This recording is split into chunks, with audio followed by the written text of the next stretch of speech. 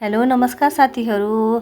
यो फोटोहरू चाहिँ अनि अलिअलि भिडियो पनि हालेको छु। यो चाहिँ निन्दा सिरानको हो। झापा काँक्राबिट्टा हुँदै बाहुनडाङ्गीदेखि थोरै माथि रहेको यो खोला साह्रै राम्रो छ। ढुङ्गाबाट पानी आएको, यस्तो चिसो गर्मी महिनामा यस्तो रमाइलो खालको ठाउँ छ।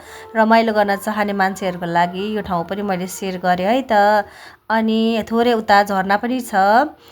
यतिखेर म धेरैचोटि यो ठाउँ गएको छु, तर यतिखेर चाहिँ हाम्रो स्वरूपा दिदी अनि मेरो बहिनी सुस्मिता आएको बेलामा गएका थियौँ। हामी दिदी बहिनीहरू भेट्दा साह्रै रमाइलो गर्छौँ। स्वरूपा दिदीलाई त झन् कति धेरै मिस गर्छु। धेरै समय भयो नभेट भएको, अब कहिले भेट हुन्छ होला। सानी, स्वरूपा दिदी हामी सबै एकैचोटि फेरि भेला हुने मौका जुट्छ होला जस्तो लाग्छ।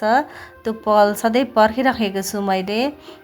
कति रमाइलो भएको थियो, हामीले रातभरि गफ गरेर है दिदी। है त ल साथीहरू, हजुरहरू पनि यसरी नै आफ्नो मान्छेहरूसँग, यहाँ साथीभाइहरूसँग टाइम स्पेन्ड गर्न जान सक्नुहुन्छ। हस् त, बाई बाई।